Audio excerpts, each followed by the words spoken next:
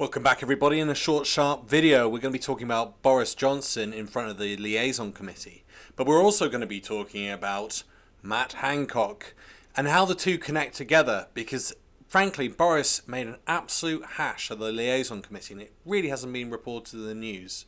For this particular episode, we're going to be actually talking about how Boris seems to think that he did a great job with the pandemic. Let's first have a listen to Matt Hancock defend his position as health secretary during the pandemic. Well, no, I won't apologise, because to apologise would imply that I do something differently. And given the choices that we were faced with in April and May, when there were very, very serious problems with access to PPE and some people were going without. Yeah, people were going without any PPE because the government hadn't prepared, but then they make out it's their great thing to break the law to make up for the fact they hadn't prepared.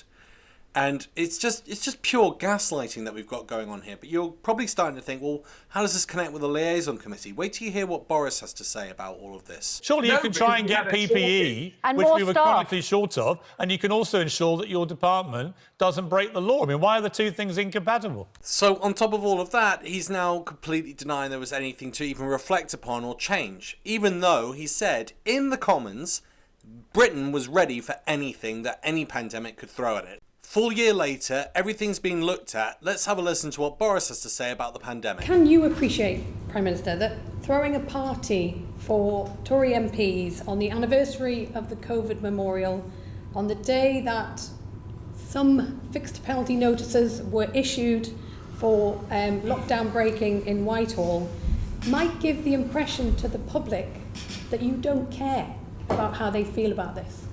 I think that this government has done everything we can to protect the public throughout the pandemic. Total lie. They had a policy of herd immunity and then lockdown when it got too much for the NHS to cope. That's not protecting the public, that's infecting the public with COVID. If you want further proof of herd immunity and the other failings involving COVID and the Tory government, check out my film, UK COVID Failings.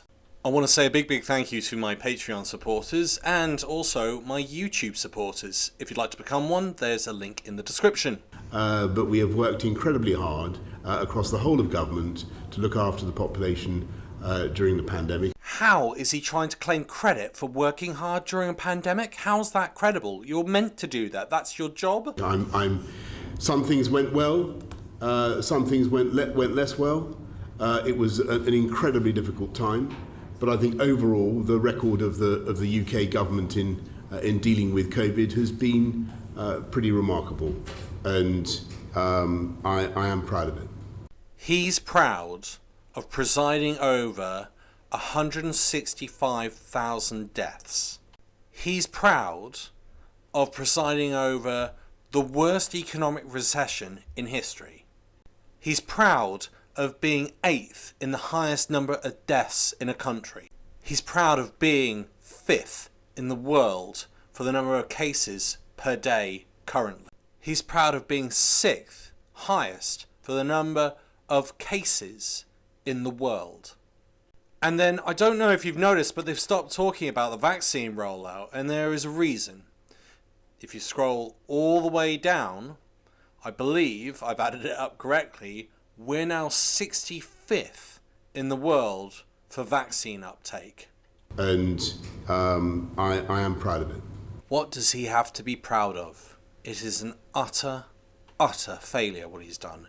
But just have a listen to Matt Hancock also demand that the public and Piers and Susanna should give him thanks. Why do you sound so exasperated? You've just been caught breaking the law. Well, I sound exasperated for two reasons, Piers. One, because I think we should be on this programme thanking my team. You know, they worked so hard. Really? And yes. Well, let's just analyse that, shall we? We have your team. I'm sorry, if you want to play that game with us, your team, you and your team have presided over a woeful handling of this pandemic that has led to us having the worst death toll in Europe, 130,000 people dead. So I'm sorry if my first thought when you come on, Health Secretary, is not to thank you and your team for your brilliant handling of the pandemic, because I don't think 130,000 deaths shows that you've handled it well. And I'm sorry I'm not thanking you and applauding you.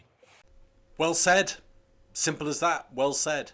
If you really want to see a comparison of the UK versus another country, I would actually suggest the country of Vietnam. It has a similar population size, similar size geographically. It also has similar sized cities. And yet the difference between the two countries is like chalk and cheese. The bigger difference is obviously that Vietnam is physically connected to China and its biggest tourist population is Chinese, unlike the UK. And yet the death rates are completely different. It says to, and yet they can also add in, there is an NHS in Vietnam as there is in Britain. Yet the death rates are completely different. It is down to our governments as to whether or not we were going to come out of this successfully or not. We have been lied to, we've had herd immunity, we've had no PPE in preparation, and then law breaking to make up for the deficit they had in the lack of any preparation for COVID. Thanks for listening. Bye for now.